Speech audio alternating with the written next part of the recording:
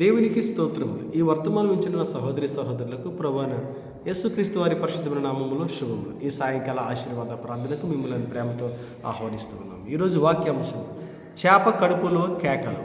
వాక్య భాగము యోనా గ్రంథము 2వ అధ్యాయం 1-2 వచనాలు. దేవుని వాక్యాన్ని చదువుదాం. ఆ మత్స్యము కడుపులో నుండి యోనా యెహోవాను ఇలాగున ప్రార్థించాను. నేను ఉపద్రవములో ఉండి యెహోవాకు మనవి చేయగా ఆయన నాకు ప్రత్యుత్తరం ఇచ్చాను. పాతాళ గర్భముల నుండి నేను కేకలు వేయగా నీవు నా ప్రార్థన అంగీకరించి ఉన్నావు. ఆమేన్. ప్రియ సహోదరి సహోదరులారా, ఈరోజు ఒక అద్భుతమైన ఒక సత్యాన్ని మనము గ్రహించబోతున్నాం. అది మన హృదయాన్ని కదిలించవచ్చు. బహుశా ఈరోజు వాక్యంతో దేవుడు నీతో మాట్లాడుతున్నాడు అని నువ్వు విశ్వసించాలి. అదేంటంటే చేప కడుపులో కేకలు. చేప కడుపు అంటే అది ఒక పాతాళ గర్భం లాంటిది, చీకటి గది. అక్కడ ఎటువంటి ఆశ లేదు. అక్కడ ఎటువంటి బయటపడాలి అని అనుకున్న బయటపడే మార్గము లేనిదే చేప కడుపు. అక్కడ ఆ చీకటి గదిలో నుండి ఒక వ్యక్తి కేకలు వేస్తూ ఉన్నాడు. ఆయన పేరు యోనా. ఎందుకు యోనా చేప కడుపులో ఉన్నాడు అని అంటే, యోనా ఒక ప్రవక్త.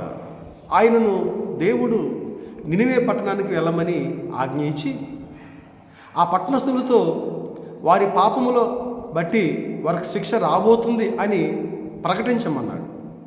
అయితే ఈ యోనా భయపడ్డాడు. నినివేకి వెళ్ళవలసిన యోనా తర్షీషుకు బయలుదేరి వాడ ఎక్కాడు. ప్రయాణం చేస్తూ ఉన్నాడు. ఆ ప్రయాణంలో ఆటంకం కలిగింది. ఆ వాడ మధ్యలో ఆగిపోయింది. తుఫాను అలలు కొట్టడం ద్వారా ఆ ఓడలో ఉన్న వారందరూ భయపడ్డారు. నావికులు భయపడ్డారు. చివరికి యోనా దగ్గరికి వచ్చారు. యోనాని సముద్రంలో పడేశారు. సముద్రంలో పడవేసిన తర్వాత దేవుడు సముద్రంలో ఒక మత్స్యానికి ఆజ్ఞగా యోనాను మింగివేసింది. ఇప్పుడు యోనా చేప కడుపులో ఉన్నాడు. చీకటి గదిలో పడ్డాడు. పాతాళం అనే గదిలోకి పడ్డాడు. అక్కడ ఎటువంటి ఆశ లేదు. తన చుట్టూ నీళ్లు ఉన్నాయి. తన చుట్టూ వాసన ఉంది. తన చుట్టూ భయంకరమైన చీకటి ఉంది. ప్రాణం మీద ఆశ లేదు. ఏం జరుగుతుందో తెలియదు. ఎప్పుడు బయటపడతాడో తెలియదు. ఎక్కడికి వెళ్తున్నాడో తెలియదు.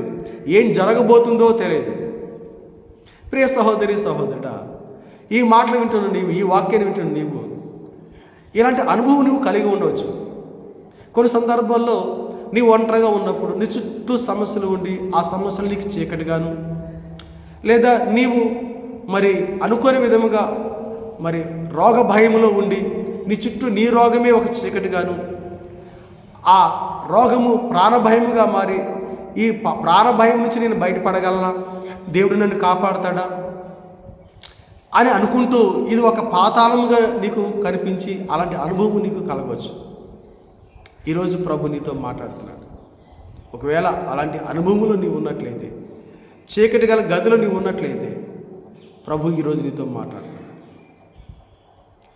అక్కడ యోనా అలాంటి పరిస్థితుల్లో దేవునికి కేకలు పెట్టాడు, మొరపెట్టాడు. ఇక్కడ 2 సత్యాలు మనం గ్రహించాలి. యోనా మొరపెట్టెను, దేవుడు వినెను. యోనా మొరపెట్టెను, దేవుడు వినెను. ఎందుకు యోనా ఆ చీకటి గదిలో ఆ పాతాళ గర్భములో చేప కడుపులో ఎందుకు మొరపెట్టాలి? ఇందులోంచి ఒక సత్యాన్ని మనం గ్రహించాలి. ప్రియ సహోదరి సహోదరుడు, యోనా తన తప్పులను కప్పిపుచ్చుకోవడానికి ఇష్టపడట్లేదు. యోనా తన పొరపాటును దాచిపెట్టుకోవాలనుకుంటలేదు. యోనా తన పాపములు ఒప్పుకోవాలనుకున్నాడు. అది గట్టిగా కేకలు వేసి ఒప్పుకోవాలనుకున్నాడు. ప్రియ సహోదరుడా, నీ తప్పులు నీవు ఎవరికో చెప్పడం కాదు, అది కప్పిపెట్టుకోవాల్సిన అవసరం కూడా లేదు. అలా కప్పిపెట్టుకుంటే నువ్వు బయటపడలేవు.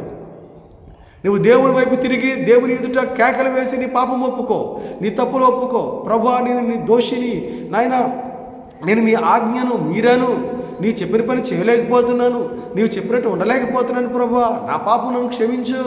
ఈ ఉపద్రవం నుంచి, ఈ చీకటి గదిలో నుంచి, ఈ అంధకారంలో నుంచి, ఈ వాసన నుంచి, ఈ భయంకరమైన గుహ నుంచి నన్ను బయటపడని నువ్వు కేకలవే.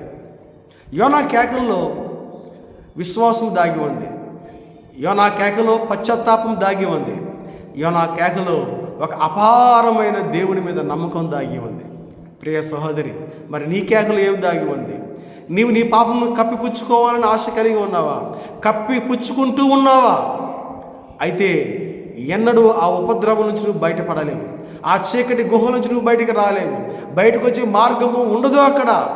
ఎప్పుడైతే నీ కేకలో పశ్చాత్తాపము, ఎప్పుడైతే నీ కేకలో పాప క్షమాపణ అనే కేకలు, నీ కేకలో విశ్వాసము, నీ కేకలో దేవుడి మీద నమ్మకం అనేవి ఉన్నాయో, దేవుడు నీ కేకలు వింటాడు.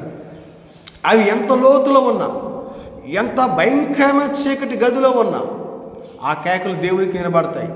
పాతాళపు గర్భములో కూడా దేవుని చెవులు ఉన్నాయి. దేవుడు మనలను విడిచిపెట్టే దేవుడు కాదు. మన ప్రార్థన, మన కేకలు ఆలకించి మనల్ని రక్షించే దేవుడు. యోనా చేప కడుపులో ఉన్నాడు, అంటే పాతాళపు గర్భములో ఉన్నాడు, చీకటి గుహలో ఉన్నాడు. అక్కడ ఎటువంటి ఆశ లేదు. అతడు ఆ ప్రాణం మీద తీపి లేదు అతని మీద. తన ప్రాణం ఏమైపోద్దో ఆందోళన. అలాంటి స్థితిలో దేవుని వైపు తిరిగి దేవునికి మొరపెట్టాడు. దేవుడు తన ప్రార్థన అంగీకరించాడు. తన ఒప్పుకోలు విన్నాడు, తన ఒప్పుకోలు అంగీకరించాడు, తన విశ్వాసాన్ని చూశాడు, తన నమ్మకాన్ని చూశాడు. 3 రోజుల తర్వాత ఆ చేప అతని ఒడ్డున పడేసింది. ఆమేన్. దేవుడు మిమ్ములను అలాగూ ప్రతి సమస్యలోంచి ఒడ్డున పడేయనుగాక. నువ్వు ఒడ్డున పడగలవు దేవుని సహాయంతో. నీవు ఎంత లోతుల్లో సమస్యలో ఉన్నా దేవుడు ఆ లోతుల్లోంచి నేను పైకి తీసుకొచ్చి ఒడ్డున పడేయగలడు నువ్వు ఆయన వైపు తిరిగితే. నువ్వు ఎంత భయంకరమైన వ్యాధిలో ఉన్నా వ్యాధిలో నుంచి దేవుడు నిన్ను ఒడ్డుని పడేయగలడు. నువ్వు ఎంత భయంకరమైన అప్పులో ఊబిలో ఉన్నా దేవుడు నిన్ను బయటకు తీసుకుని వచ్చి బయట పడేయగలడు. యోనా వలె నువ్వు బయట తిరుగుతావు, బయటకు వస్తావు స్వేచ్ఛగా, ఆనందంగా, సంతోషంగా. అన్ని భయాలు పోతాయి. ప్రాణ భయం పోద్ది, వాసన పోద్ది, చీకటి పోద్ది, అన్ని నీ చుట్టూ అలుముకున్నవన్నీ పోతాయి. కేవలము యేసుక్రీస్తు వారి కృప ద్వారా మాత్రమే. ఈ సంఘటన యేసుక్రీస్తు వారికి సాదృశ్యంగా ఉంది. మత్తయి సువార్త 12:40 యేసుక్రీస్తు వారు ఆ కలువరి శిలువలో మరణించి మన పాపముల కొరకు ఆయన చనిపోయి సమాధి చేయబడి 3వ దిన తిరిగి లేచాడు. ఆయన సజీవుడు. ఆయన సజీవుడు, మృత్యుంజయుడు. నిన్ను సజీవుడుగా నిలిపే దేవుడు. నీ గాఢాంధకారమును వెలుగుగా మార్చే దేవుడు. లోతైన నీ యొక్క శిక్షను తప్పించే దేవుడు. నువ్వు ఎంత లోతులో ఉన్నావో ఆ లోతులో నుంచి నిన్ను పైకి లేపే దేవుడు. నిన్ను ఒడ్డున పడేసే దేవుడు యేసయ్యే. మరి ఆయన వైపు తిరిగి ప్రార్థన చేస్తావా? యోనా వలె. యోనా ప్రార్థించెను, దేవుడు వినెను. నీవు ప్రార్థన చేస్తే దేవుడు వింటాడు. ఆ సమస్యలోంచి, లోతైన ఘట్టంలో నుంచి దేవుడు నిన్ను విడిపించడానికి సిద్ధంగా ఉన్నాడు. అలాగూ దేవుడు మిమ్మల్ని ప్రతి సమస్యలో నుంచి, ఆర్థికమైన, శారీరకమైన, మానసికమైన రోగములో నుండి, లోతైన ఆ బాధలో నుంచి, చీకటి గది అని అనుకుంటున్న నిన్ను బయట పడేయునుగాక. ఆమేన్. ప్రార్థన చేద్దాం. ప్రియ పరలోక తండ్రి, మీకు వందనాలు. ఈ వాక్యం ద్వారా మీరు మాతో మాట్లాడినందుకు వందనాలు. ఈ దినమంతా మమ్మల్ని కాపాడారు. ఎటువంటి ప్రమాదాలు, వ్యాధులు, బాధలు దగ్గరికి రాకుండా మమ్మల్ని రక్షించారు. ఈ రాత్రి మంచి నిద్ర, ఆరోగ్యమును దయచేయండి. యేసయ్య నామములో ప్రార్థిస్తున్నాము తండ్రి. ఆమేన్.